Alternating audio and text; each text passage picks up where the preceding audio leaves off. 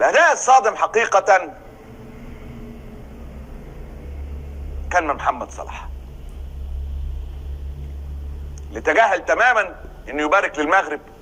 حالا بيتكلم ويتابع ويشيد القريب والبعيد، بل ان محمد صلاح تجاهل حتى اداء المنتخبات العربيه في بدايه البطوله واللي بيحدث هناك، ونشر صور في بدايه المونديال، صور غريبه جدا، انه بيتابع ماتش طائره نسائي بين الاهلي والزمالك، اللي هو رساله يعني مش محتاجه تكون فاهم. ده اللي انا بتابعه، يعني انا مش بتابع دول.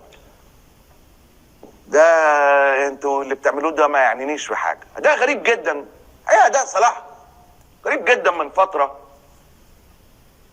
بصراحه، اداء صادم. مش عارف ازاي وصل لهذا الاداء. صلاح في بدايه مشواره كان غير كده تماما يا جماعه. كيف وصل صلاح لهذا المنحدر؟ بس مش من دلوقتي، هو بقى له فتره. فاكرين وقت الشيخ جراح؟ الناس كلها كتبت والعالم كله كتب واللعيبه كلها كتبت، المسلمين والعرب في كل انحاء العالم، وساندوا فلسطين واهالي الشيخ جراح. هو بعد ضغوط وايام ضغوط رهيبه كتب تويته خزعبليه بصرمطيه كده، اللي هي يعني لازم تقف تسقف له. ازاي جبتها دي يا ابن اللذينه؟ ما ذكرش فيها اسم فلسطين خالص، كتبش كلمه على المغرب.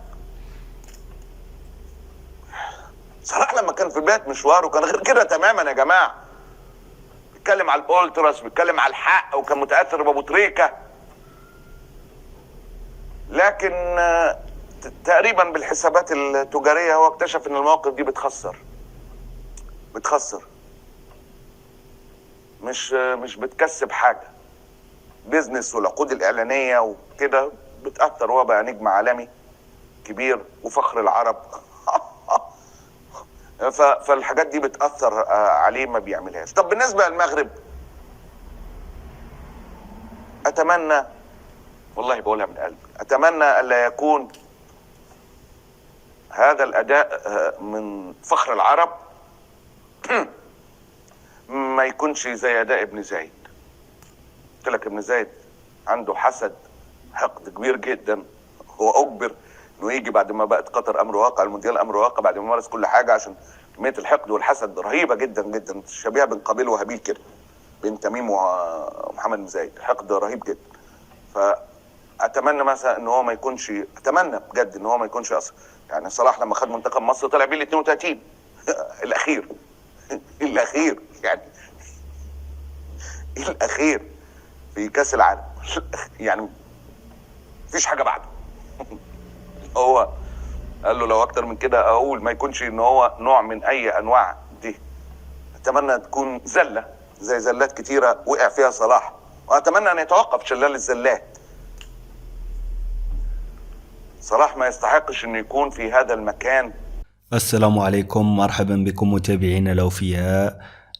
عقب التأهل التاريخي للمنتخب المغربي إلى نصف نهائي كأس العالم بالأراضي القطرية، خرج الإعلامي المصري معتز مطر بفيديو جديد يهاجم فيه اللاعب المصري الملقب بفخر العرب محمد صلاح، الذي أظهر حقده وخبثه حين لم يبارك ولم يوجه أي رسالة تحفيزية أو رسالة تهنئة أو شكر للإنجاز التاريخي الذي قام به أسود الأطلس.